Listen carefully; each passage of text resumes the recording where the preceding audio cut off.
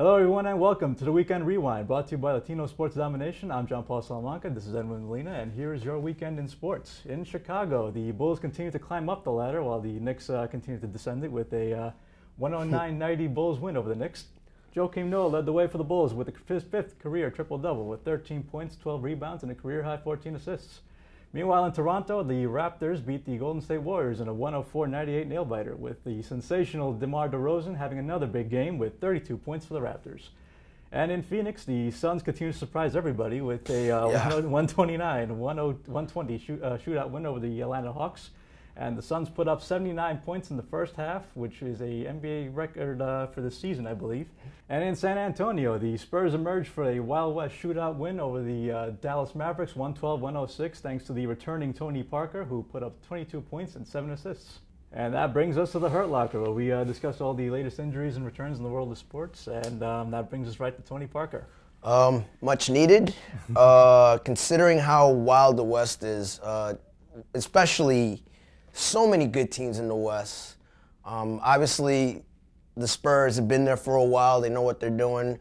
I'd like to see Parker get as much rest as possible. I'd like to see him. I'm a Spurs fan, so I'm biased. I want them to as fresh legs as possible going into the playoffs, especially considering you got young guns like Oklahoma.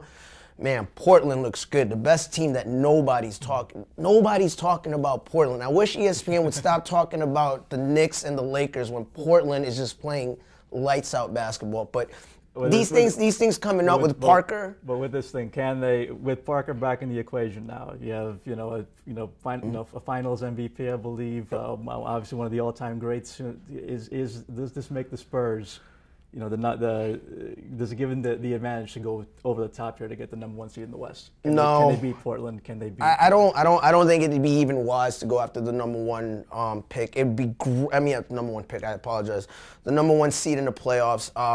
I'd rather the team would be well rested, especially against the younger legs like Durant. You're going to be facing the Durant. Russell Westbrook's going to be back, and I would prefer that Tony Parker were as healthy as possible, considering even coming off injury. You can't teach age. A guy's younger and faster than you. You can't teach that. There's only so much you can prepare for. Speaking of Oklahoma, you have now apparently Thabo Sefolosha just out for 4 to 6 weeks now with an injury. In addition to Kendrick Perkins, who's apparently out for the season.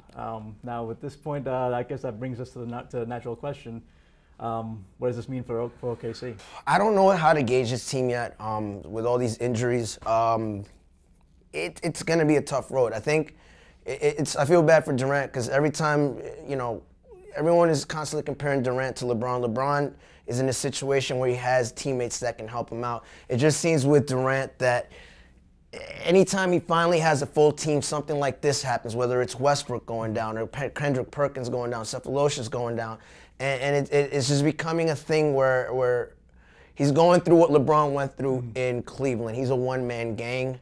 He needs his Robin back. Whether people call him Stringer Bell and Avon. That works for me too. But they need help. Here's the thing with Oklahoma. So much has gone on about how Oklahoma's offense is just this juggernaut in the West, and rightfully so. But the key thing, one of the things that's always overlooked is that championships are often won by defense, and these are their two key defensive players. Thabo Sefolosha is the guy who shuts down guards in the backcourt. Ibaka's going to have to step up. I think other guys are going to have to step up, and that's I guess I come from an NFL mantra, next man up. You can't worry about, I don't care if it's Tom Brady or the punter, it's always about the next man up, and I tend to carry that philosophy into basketball.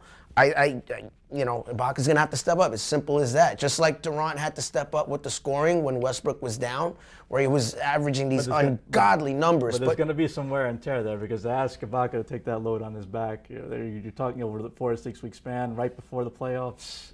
And how's that going to impact? That's welcome to the NBA. You're just going to have to adjust one way or the other. So. And that brings us to the end of this week's edition of the Hurt Locker. Check back next week for more, and remember to check out LatinoPost.com for more information, the latest in the world of sports.